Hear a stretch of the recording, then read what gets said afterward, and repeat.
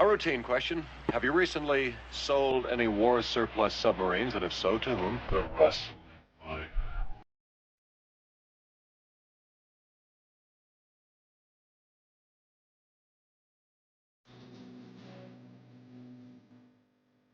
Hey everybody, it's the Wrestling Life. It's episode 387. We are in the first week of October of 2024 now. I am Ethan. Welcome back, Crab fans. I'm Liam. Liam, we have so much to talk about this week. And as always, so many things we cannot talk about on the first and only wrestling podcast. WWE has a pay-per-view this weekend, Bad Blood. AEW is going to be in business for years to come and has a new media deal. The NXT brand of the WWE debuted on the CW this week. And so there's no shortage of things to discuss. Let's discuss Bad Blood first. So, on the Pat McAfee show this week, Cody Rhodes, the undisputed WWE champion, said there's going to be a major announcement at Bad Blood regarding a title match at Crown Jewel. I'm not sure what to make of that. There is pay-per-view the first week in November in Saudi Arabia. I don't know if he is insinuating that Roman's getting a shot. What do you make of Cody Rhodes' major announcement slated for this weekend's pay-per-view? Yeah, that's kind of the only thing that would be worthy of that, right? Because I don't think it's, unless it's Dwayne, but I don't think it is. So that would be hilarious. But Oh man, it sure would. if after he disappeared for 6 months with the Muhammad Ali's wife's championship, he came back and challenged for the title in Saudi Arabia, that would be incredible. Oh man. So that would be cool. That's what I'm rooting for, I guess, now. Now that I've thought about it. But yeah, I mean, I would assume you do Roman versus Cody. You probably have all the bloodline guys run in at the end and do a non-finish, and they fight everyone off, and then you do the Make of Powers handshake, and that gets you on the road to the Wall Games, I would think, from there. Sure, that makes sense. Cody and Roman. Uh, yeah, Roman is working. Did we talk about this last week? I forget. Roman is working like close to every TV between now and Survivor Series. Mm-hmm. So that kind of tells you there's some plans there. Um, Bad Blood, Cody and Roman teaming against the new bloodline of Solo Sikoa and Jacob Fatu. Um, they spent thousands of dollars shooting that vignette with Cody and Roman at the Georgia Tech football stadium, and they are going to get their money's worth out of it as they have played it on every show since they debuted the footage. I guess as well they should, but Cody, Roman, Bloodline, does this light your world on fire, or is this feels like a placeholder to me till the next step in the agonizingly slow story? Yeah, it's a little scatterbrained because Cody is also doing a "Is Kevin Owens gonna turn on him" feud Correct. in the middle of this as well. So, which isn't a bad thing. Theoretically, everybody should be thinking about wanting to fight the world champion. It's fine to have him involved in multiple things, but Yeah. this is like, yeah, this feels like this is a placeholder. I guess when you start thinking about like, well, because I assume the good guys are winning at war games, they should Jacob Fatu should probably pin somebody at the show, which seems unlikely to me. So maybe it's another DQ here. I don't know. Doesn't feel like either Solo or Jacob should be pinned by Roman or Cody at the very least. No, I think yeah. Does it blow the heat off if you have if Roman pins somebody here? That's your point? Kind of. I mean, if you're ever going to do anything with Bloodline Hollywood here, Yeah. Alrighty. Um, another 5 match show here. Um, 5 matches. 2 hours and 15 minutes or 2.5 hours, great. 5 matches in 3.5 hours, not great. So let's work that out. Liv Morgan defending the Women's World Championship against Rhea Ripley with Dirty Dom Mysterio suspended above the ring in a shark cage. Sure, why not? Let's do some Southern wrestling. Yeah, it's Any fun. any thoughts on this? Yeah, Yeah, I mean, I like the shark cage thing just as like a relic of time gone by. I always assume that they must have a new like playset coming out, like a new Mattel thing when they do a shark cage match, because I think that's what happened the last couple of times they rolled this gimmick out.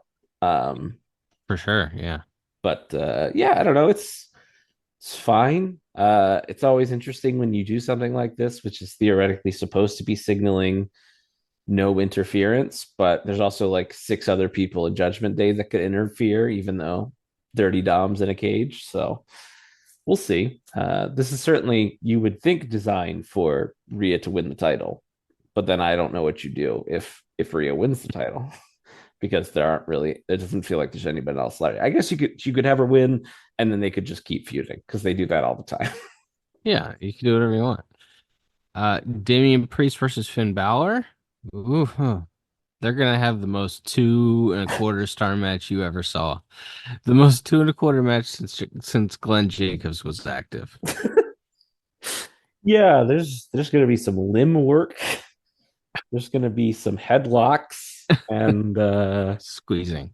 yes, there's going to be some squeezing, and the crowd will be respectfully silent Yeah, because we don't crap on matches we don't like anymore. We just kind of sit there. So everybody zones out. Yeah, yeah, collectively. Nia Jax versus Bailey for the WWE Women's Championship.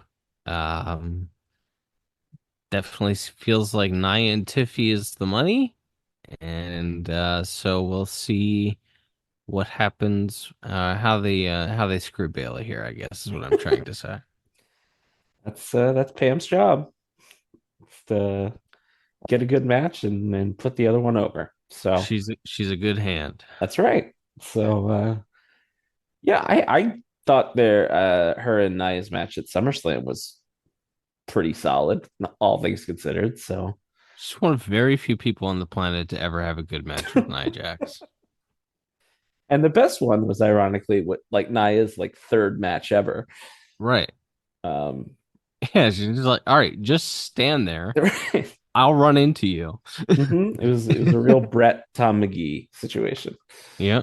But yeah, that's I don't know. I guess Nia just wins again, and then Tiffy could cash it on this show, or she could cash it, and you have more shows coming. So I don't know. The Yeah. SmackDown Women's division, the most entertaining SmackDown Women's stuff is never on the pay per view because it's just whatever Chelsea Green and Piper Niven are doing. That's the only stuff I find particularly entertaining from the women's division on SmackDown. But they don't really wrestle on pay per view. So Yeah.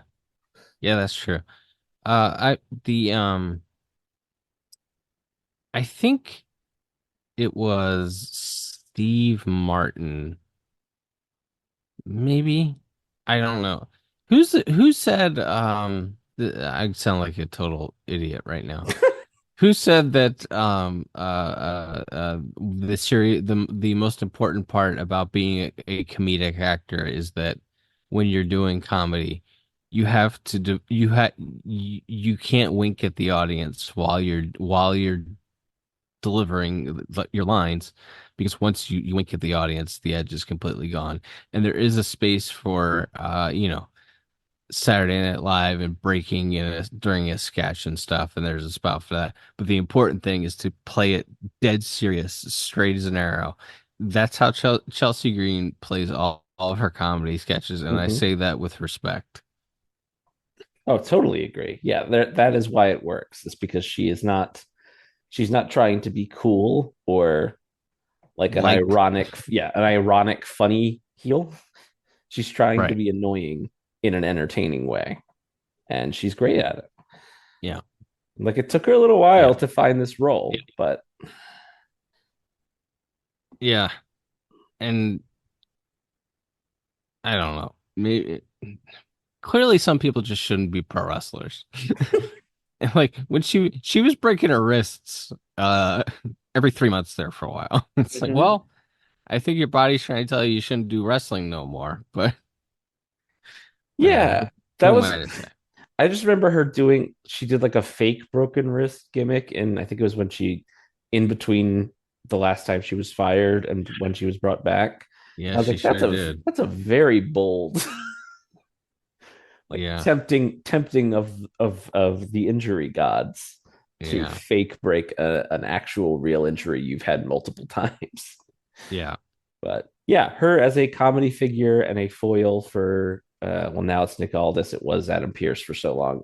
Great, and her doing little skits with the dumpster and stuff on SmackDown lately has been pretty fun as well. So Hmm. yeah, she found her role. She's good at it. She and Michin in a dumpster match on SmackDown this Friday night. All right. Yeah. I was thinking also this week, speaking of Chelsea Green, Mrs. Matt Cardona, I was thinking this week of when I was watching WrestleMania at your house about 10, 12 years ago, Mhm, mhm. and there's a ladder match for the Intercontinental title, and I said if uh if Zack Ryder wins the Intercontinental title, I'm gonna eat this soda can. I was drinking a can of Coke Zero or something. I said, Sure. I'll eat this soda can. So Zack Ryder climbs to the top of the ladder and retrieves the Intercontinental Championship, wins the Intercontinental title at WrestleMania, and you jumped out of your chair and pointed at me and said, "Eat it, you son of a bee." I thought I said you jackass, but That might be right. That might be right. I only had the flavor of it.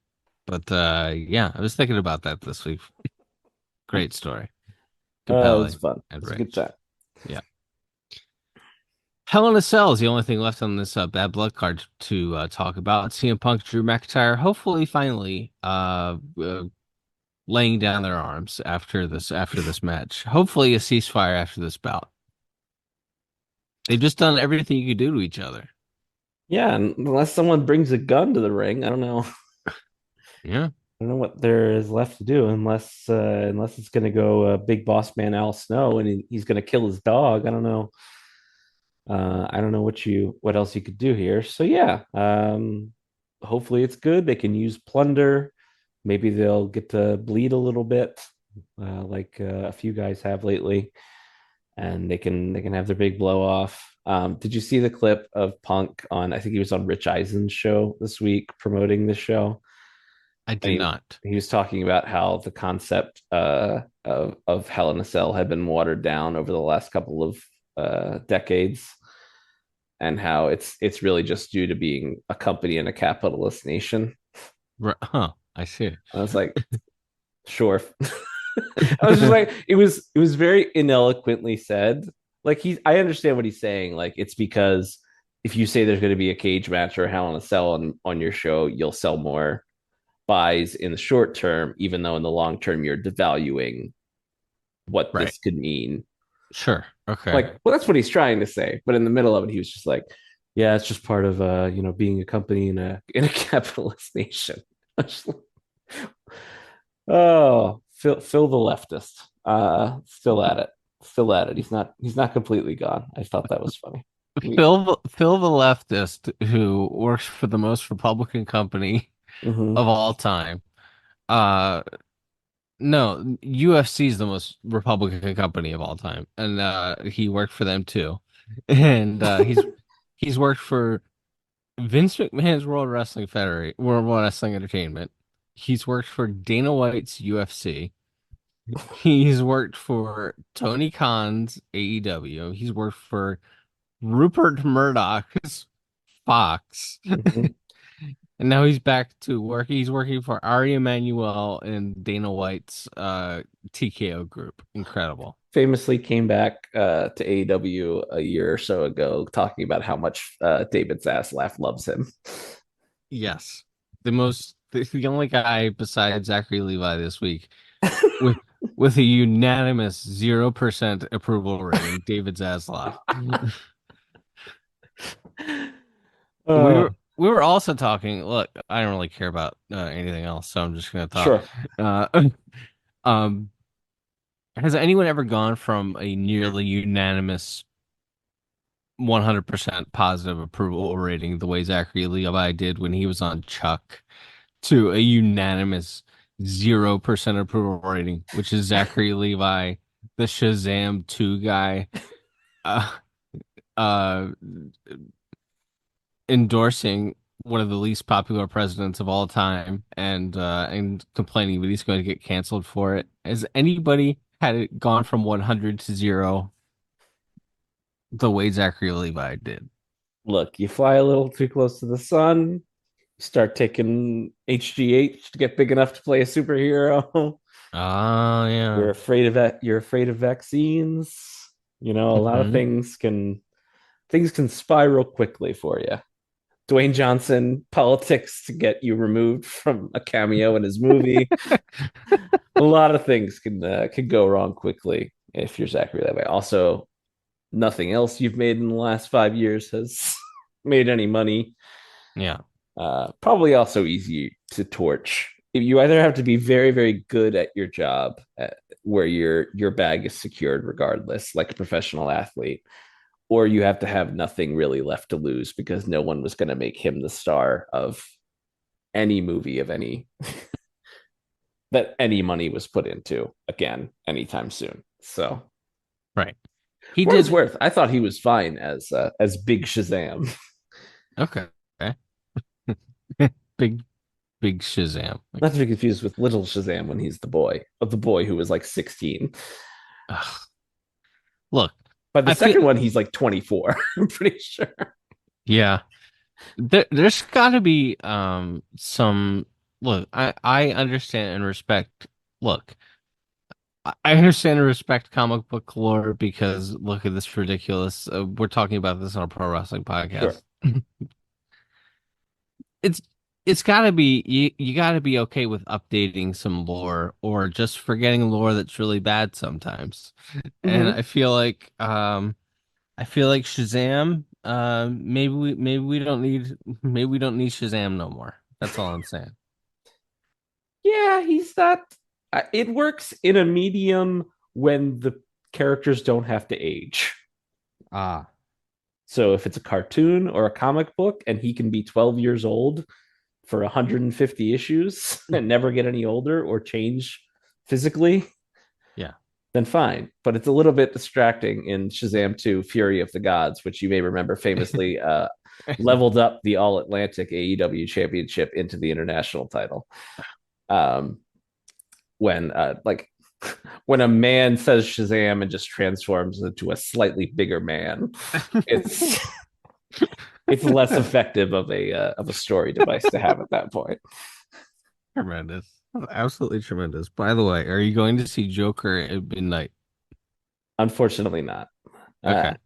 I don't know. This one is like pretty lukewarm among my movie seeing friend pool. Sure. So I don't know. I might. I feel like I have to say see it because it's just what a weird swing to make. Right. Well, Uh, it's either going to be really memorable or really memorably bad or really good. right. So like I've definitely gonna see it. I just don't know when yet. Sure. I think I may have become the Joker accidentally because the last movie I saw in a theater was the first Joker five years ago. Oof. Been a long time, man. Yeah. Well, you know, it's expensive and 6 years ago. What was that? 18? I think it's yeah, maybe actually. Anyway. Regardless, no one cares. Uh, yeah. All right. I was just curious if you're gonna see the Joker. Well, speaking of Mr. David Zaslav and the wonderful folks at Warner Brothers Discovery, they have given All Elite Wrestling over $500 million over the course of 3 years. They have a 3-year deal worth $555 million. That works out to $185 million a year. They have a fourth year option. AEW's future is secured. And just big picture thoughts before we do a little nuts and bolts. What else is going on there? But just what does this mean to you as someone who likes AEW more than I do? What does this mean to you as a wrestling fan? What do you think? Yeah, I think I mean, if for the industry, I think it's unadulterated good thing. Uh, more companies willing to spend money on pro wrestling means theoretically uh, that everybody will get paid more. Means when your contract comes up, there's another company, no matter which side you're working for currently, that you can go to and maybe get a better offer from and be in a better position. So it's good for wrestlers. Um, I think the fact that, and we can get into this in more depth, the fact that it's getting them onto Max is also good. I know you've talked about before how you kind of at least anecdotally tie some of WWE's rise in popularity to their availability on Peacock. Yeah. Uh-huh. So get it's like, and it's also future proofs it a little bit because as certain people like to tell us all the time, less and less people are watching terrestrial regular old television anymore. So you probably future proof yourself a little bit to already have it as a streaming show, a live streaming show once it starts doing that early next year.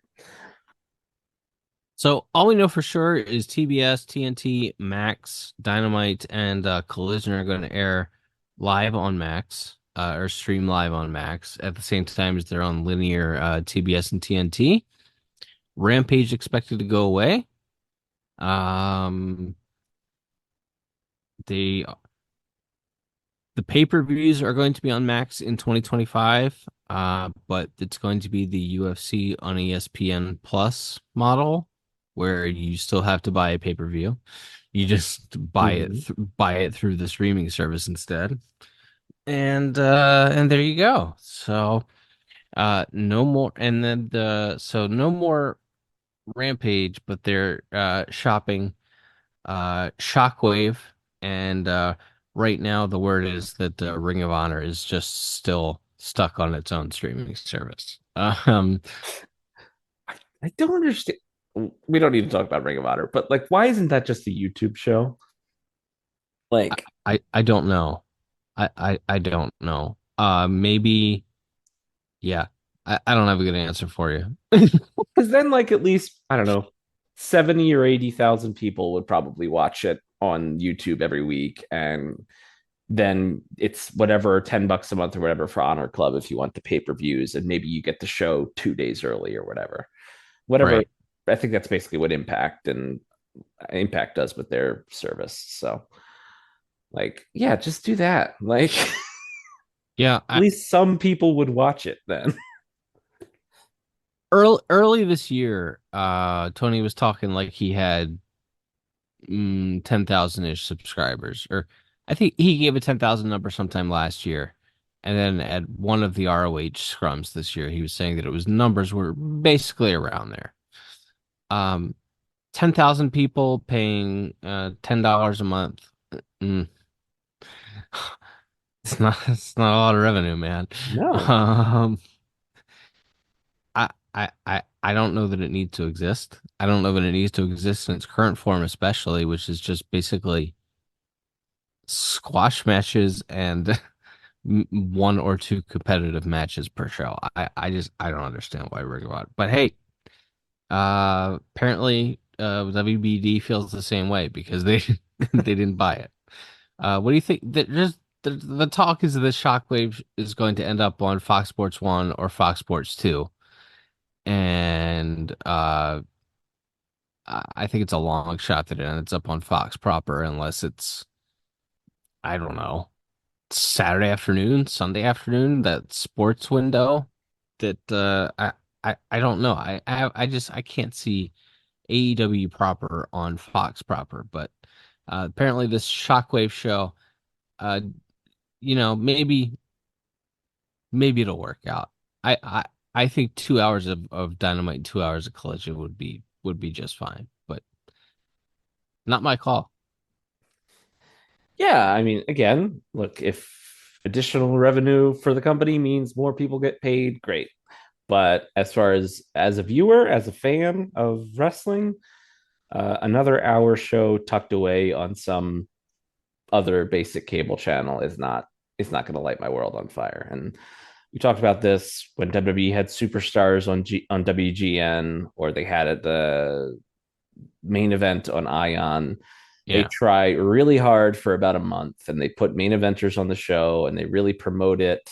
They shoot angles on the show to try to make it seem important, and then however many people are going to watch it are going to watch it, and everybody involved realizes this about 3 weeks in, and then it will become Rampage, if I had to guess. But hey, I would love to be proven wrong. Remember, probably around 2005, 2006, WWE returns to USA Network after Mhm. 5 years on Spike, and as part of a deal coming back, Raw coming back to USA. They got uh, two or three Saturday Night Live or Saturday Night's main event specials on Mhm. NBC in prime time, and it was a big deal. And then, as you referenced there, after the first, I think they also got it in the next contract, and it's like, okay, so for the first show of the contract, we actually got, okay, it's Madison Square Garden, and it's like they brought in Evander Holyfield to fight MVP, and did a bunch of this stuff, and they'd put John Cena and the Great Khali on TV on free Mhm. TV, et cetera, et cetera. Anyway, all those shows flopped. So by the time the end of the contract was running out, okay, the fourth Saturday Night's main event special of the year became, oh, we're just going to show highlights from WrestleMania. It's like, yeah. So WWE is on NBC Saturday Night's main event in December, and as you suggest, we're going to see Randy Orton and CM Punk and everybody on that first one. And if Mhm. it's not going to do great, and then by the end of the contract, we're going to be running WrestleMania highlight packages on Saturday night. That's right. It's going to be tribute to the troops. It's going to be Yep. some real bottom of the barrel stuff. Yeah. Well, AEW, hey, not my taste, not to my taste, but by most measures, a successful company that's going to be around for a long time. So, congratulations to them. That's fantastic. What did you think of their Dynamite fifth anniversary episode this week, which they gave us Bryan Danielson versus Kazuchika Okada on about 48 hours notice? Mhm. And yeah, we had multiple title matches on the show, as we also had Ricochet and Will Ospreay. And yeah, just what did you think of the spectacle of the big 2.5 hour AEW Dynamite fifth anniversary this week? Was really feeling that length by the end. I will say that. Hmm. I don't know. It didn't feel I like the crowd. I always think of maybe from years of watching WWE go there, like, and it obviously was a much smaller building, but I always think of Pittsburgh as a pretty dead crowd show, and I thought this was actually one of the livelier Dynamite crowds in a while. So good for them on that side, and they made it look full on TV. I don't know how many people they had there, but um, look, they tried to, I think, pepper in like some people from the early days that are still around, and but it was, I don't know, it didn't feel like an exciting show to me, and it was not the sort of nostalgia filled thing that like WWE does on an anniversary show, but nor was it to me like super focused on plugging the next pay-per-view or whatever. And yeah, there's sports competition, whatever. Maybe they were, but again, they got a 30-minute overrun. So And they had theoretically one of the bigger matches they could put on in Danielson defending the world title against Okada. So um, technically, it was a double title match for the first 20 minutes. What a silly stipulation. Yeah, Um, but yeah, I don't know. I like the wrestling on the show was good. Jay White was got Jay White returned to feud with the Hangman, which that sounds fun. sure. That's a good use of both those guys. Yeah, Um, so gives Hangman something to do while Swerve is back, and it also allows Jay White to establish himself as a singles babyface, which is going to be interesting. But looking around that show right now, there's 18 heel factions, yeah. and the Bang Bang Gang guys are just absolute weirdo freak hilarious people anyway. So they are half baby faces anyway. So you might as well just have them wrestle the heels, I guess. So yeah, Jay White as a babyface is going to be interesting, but that was like the only part there I was like, oh, something fresh, something interesting's happening on this show.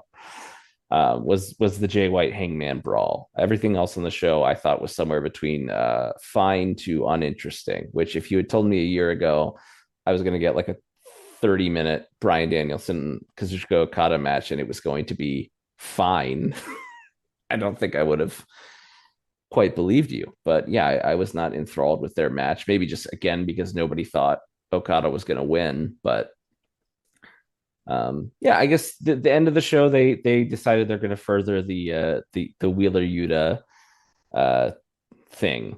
They are setting him up for the Ric Flair Sting tag match beatdown. I think next week, but as of now, it's Danielson and Yuta versus Claudio and Pac. So we'll see. Can I tell you how much I hate that? Because this is an instance where um you're punished for paying attention. Mm-hmm. Wheeler Yuta teamed with Claudio and Pac on Collision this past weekend. Mm-hmm. Um, and they did a whole big, oh, he comes out on his own. He's not with these guys. Kind of wrestles half-ass with them, half-ass against them. And then at the end of the match, he helped his team win. It's like he was not feeling so conflicted 2 days ago 5 days ago when he teamed with these guys. I don't know. I hate it. I hate it a lot. It's half baked, and I would forgive it more if I cared about the resolution. I don't really care if Wheeler Yuta is one of five heels in John Moxley's crew or he's a baby face. I don't. That doesn't really change my enjoyment of the show one way or the other. I don't really care if he gets lost in an Uber on the way to the airport and misses his flight and doesn't make it to the show and isn't on the show. I don't care if he's not on the show. That's fine. Yeah. That's a meaner way of saying what I was saying, I think. Yeah, Yeah. I don't need to. I don't. Yeah, it's not interesting. The core of the idea is not interesting, and on top of it, the execution is also not good, which is a really bad combination. And also Wheeler Yuta is not interesting That's true. He was at all. really interesting when Moxley was beating the tar out of him 2 years ago, and he was bleeding buckets on that rampage. That was really intense and interesting, and I don't think they've ever really captured that since. So Moxley on a rampage. Wow. yeah, they used to do really big. Punk used to wrestle on Rampage all the time. What a time to be alive. Remember when they tried with that show? Yeah. Um, but yeah, I mean, I guess they did that. There's also like it almost seemed throwaway. There's like a line about I think Excalibur and Shivani are like someone must be pulling the strings behind John Moxley, and it's like, so are we getting? Is it Josh Barnett or Shane McMahon. Shane? If it's Shane McMahon, I will redacted Jacksonville to the effing redacted. He's got a stable of shooters because he's a shooter himself. You Of see. course, the Raw Underground. He just yeah, he just he recruited he recruited his some underground fighters. Oh God. Him and the Bucks posted a picture together the other day. Yeah, I was I saw really that. mad about it. Yeah. Um, what are we doing, man? I don't know. Anyway, I'm gonna try to wrap up AEW talk here. We can think of the championship and think of the program that's going on there. So it's Danielson and Moxley. That's official for the pay-per-view. And I would assume Brian Danielson's career is ending here in about 9 days, but it doesn't feel like they've made a big deal about that whatsoever. Um, I don't know, man. The Women's World Championship, it looks like it's Mariah May and Willow Nightingale. TNT Championship, it is Jack Perry and Katsuyori Shibata. Sure, why not? It's the Uh, Wrestle Dream. It's to honor Inoki-san. ah, Shibata's going to do a job to honor Inoki-san, a thing he unbelievable. famously never did. It's tremendous. International champion Will Ospreay defending in a three-way against Ricochet and Takeshita. Interesting. Um, That's the other thing that brings me back to Dynamite, which is that you'd be forgiven for thinking they finally pulled the trigger on the Don Callis family turning on Will Ospreay this week, yeah. but we can't be sure because Don and Kyle left the building and Takeshita stayed behind. So now Mm. there's additional intrigue as to whether Takeshita was an independent actor or whether Don is behind it all. So just Me. as always, it's important that the best wrestler in the world's feuds revolve completely around whether or not he is friends with Don Callis or not. Whenever Don Callis is not on the screen, all the other characters should be asking, "Where is Don Callis?" Oh, Uh, he's just one of those guys. Like we're so far away from when I thought he was good now mm-hmm. that it's hard to remember that he ever was. Like, Yeah, yeah. The So it looked like the Continental Champion, um, Okada was gonna wrestle Takeshita, yes, they and did now, that. and now, not so much. Now it looks like Okada doesn't have an opponent. Whatever, it's fine, I guess. But just why? It's Takeshita no, or was Okada like no yob? Maybe, but then he did a job to Danielson on this show. Was he like no yob Takeshita? That's You interesting. Is there DDT heat? Uh, I wonder if he was like, look, I can't job to the guy from DDT. I wonder. That would I be don't. awesome. It would be great. It would continue the tradition that he set off on the last year and a half or so that he was in New Japan, where anytime when they started doing these crossover shows with Noah and whoever, and he would just beat the tar out of their top guys and pin them every single time and Yeah, never lose. yeah. His last 2 months in New Japan, after they announced he was leaving, he was there for 2 more months. And he He won didn't every lose a match. match. It was incredible. He had a title. He was a six-man tag team title, but he had a title. He won his last match as champion and vacated the title. They couldn't have somebody pin Ishii to get the belts off of him. Right. Ugh. Love that man. That's Is it why he's the greatest of all time. It's not all the great matches. is it fair to say he's washed now? I'm The, really close to bringing the gavel down. so, in your mind, is there a difference between not trying on purpose and can't do it no more?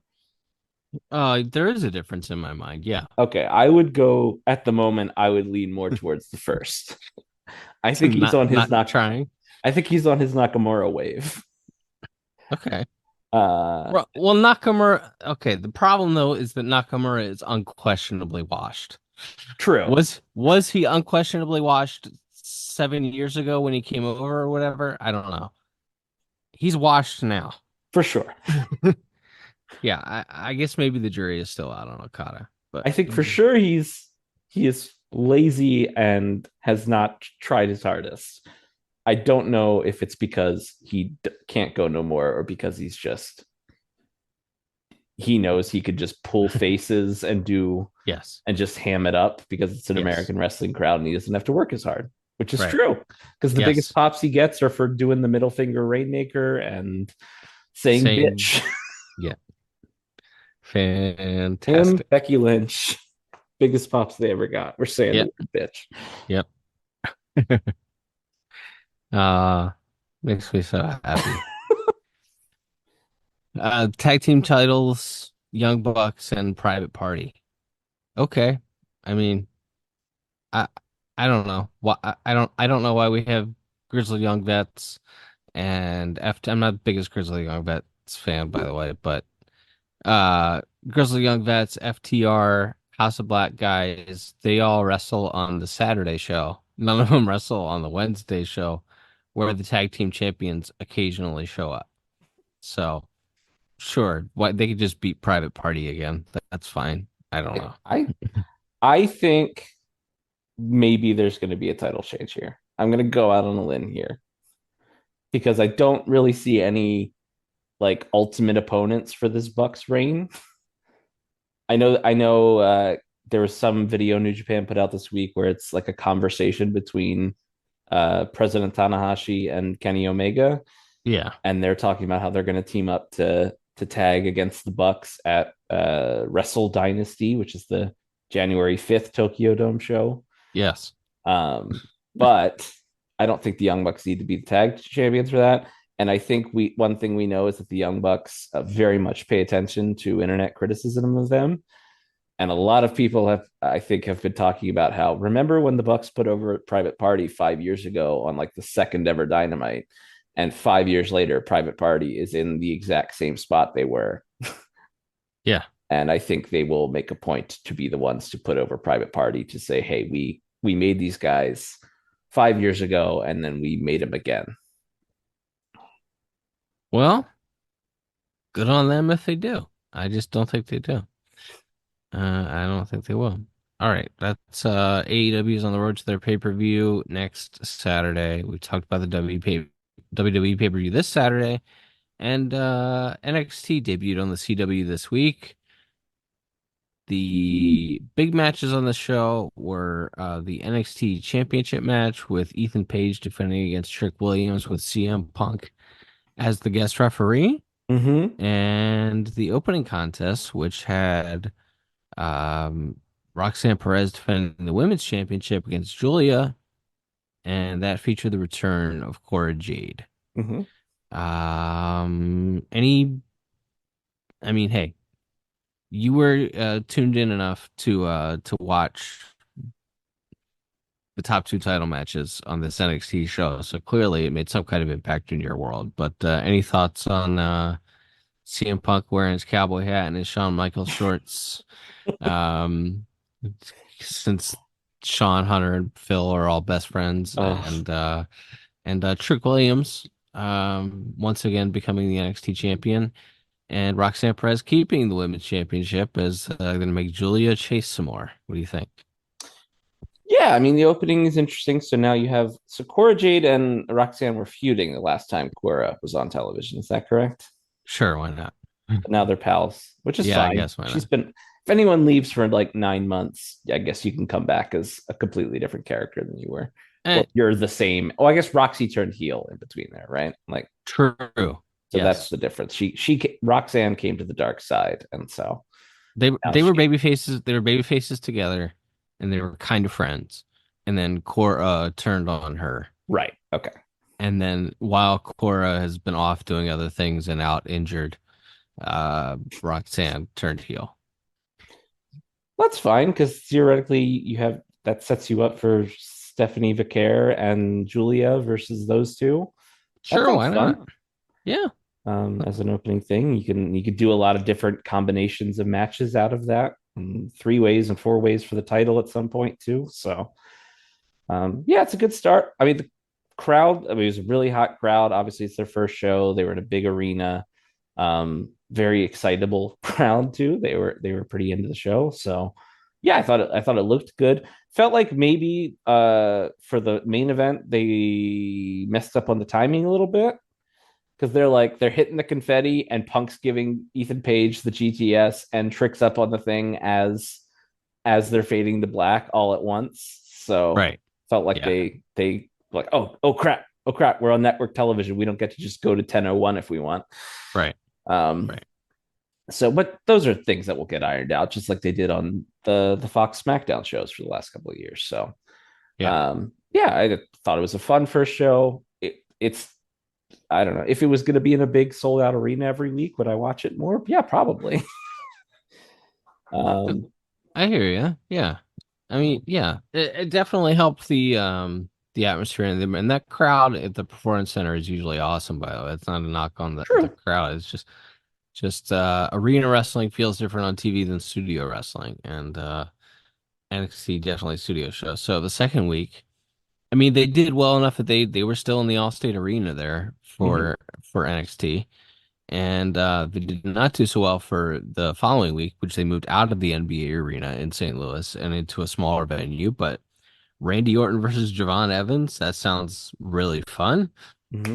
And perhaps in a perverse way, is Randy Orton wrestling the definition of a grizzled old veteran, Randy Orton wrestling a young guy who loves to do flips, and Javon Evans. That could be fun.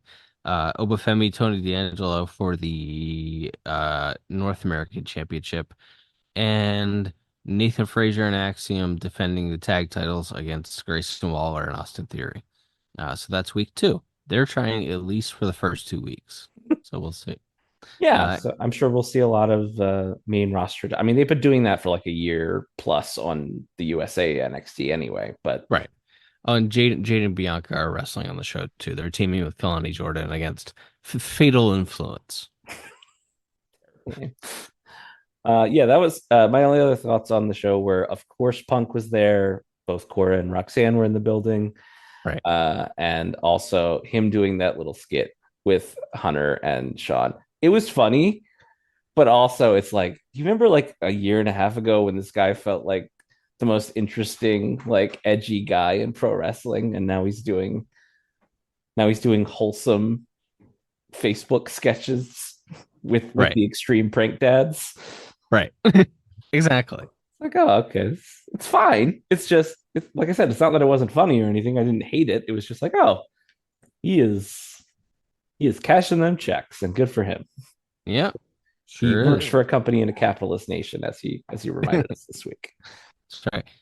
So, do you think Drew, as we come full circle here, do you think Drew beats Punk and then Punk mysteriously disappears before the month before a Saudi show again? Oh, that would be great. Oh, he does a stretcher job. Yeah. If not, he's got to work the show. If not, I mean, like, he's got to draw the line in the sand because he's very concerned with his own image. So I wonder about that. Yeah. If I had to predict, I would say Drew McIntyre wins Hell in a Cell, because Phil is not going to work Crown Jewel.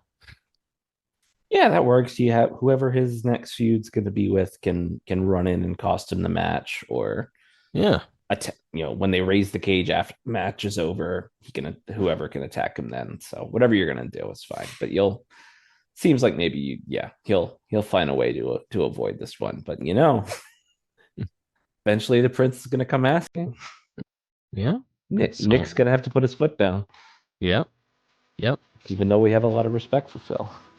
We have nothing but respect for Phil. All right, is there anything else, Uncle Nick, that you would like to talk about? No, I think that covers all of it. All right, it's good. Till next time, everybody, I'm Ethan. And I'm Liam. We'll be back soon with more stories from the wrestling life. Bye-bye.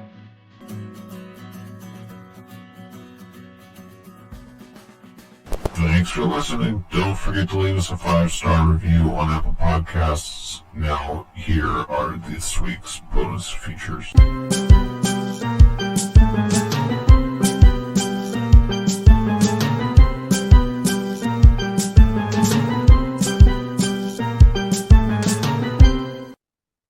you got kids, right?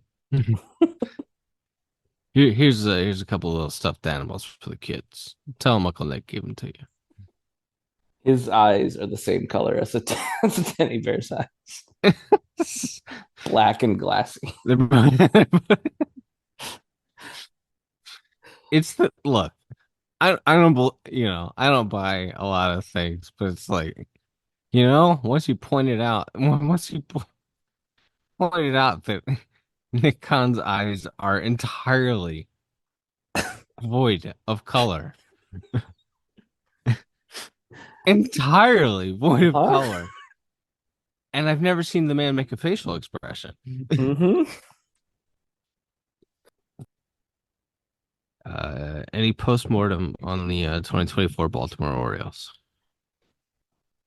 I mean, Of all the teams, of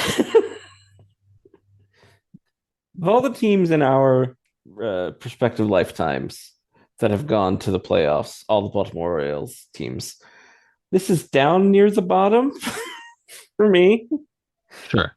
because they were not a fun team to watch, especially in the second half. They were a Yeah. pretty fun team to watch the first half. Um, Second half of the season was not fun. They lost a lot, but it was kind of a win one, lose one. So they played well enough in the first half to still make the playoffs. The offense basically disappeared the last 2 months of the season, and that was reflected in scoring one run over 18 innings against the Royals. So I don't know. It's one of those. It still sucks. Like it's still, you get in there, like we talked about. It's like you get them in there. Everybody else is also banged up and not very good this year. Maybe something good could happen, and it's not as if they didn't have chances, but Yeah. no grit. Yeah. Yeah. It was it was not it was a really fun team for the first 60 games. Mhm. They went like 40 and 20, and Yes. then they went 50 and 52 the rest of the regular season, and 0 and 2 in the playoffs. So problem is we're kind of spoiled Yes. because just a 500 baseball team. I mean, we've been doing cartwheels 3 years ago about Mhm. this, and it's like the first time that they've won, they've had consecutive 90-win seasons, in either of our lifetimes. It's Right. it's the damnedest thing you ever saw. Yeah, like it's hard to be too too rageful about it to your point. Like it is still kind of a new feeling to just have a team that is even in the conversation when you get to September 1st. So Right. yeah, I mean that's certainly the glass half full. Looking at it, and they're going to hopefully get their closer from 2023 back next year, and he's going to be hopefully just as dominant as he was, which solves one major problem that affected you in the second half, which is that Yeah. you didn't have anyone that could hold the lead. Yeah. And then, midway through the year, you'll get Bradish back, who was also a big part of 2023. So you'll get some pieces back, and then we'll see what your friend and mine, the cool billionaire David Rubenstein, does as far as paying money to keep guys here or paying money to replace the guys who leave here. We'll see. We'll see how long this little love affair that the Orioles fans have for their new owner, how long that lasts after this You're, offseason. you're talking about this off the air. Virtually every sports owner is beloved at first and then becomes vilified, Mm-hmm. because you don't get $1 billion or more. You don't get billions of dollars without being a little bit of a control freak. Mm-hmm. And you don't get $1 billion and keep $1 billion by like running a money losing business. So the idea that this guy that just bought the Orioles is going to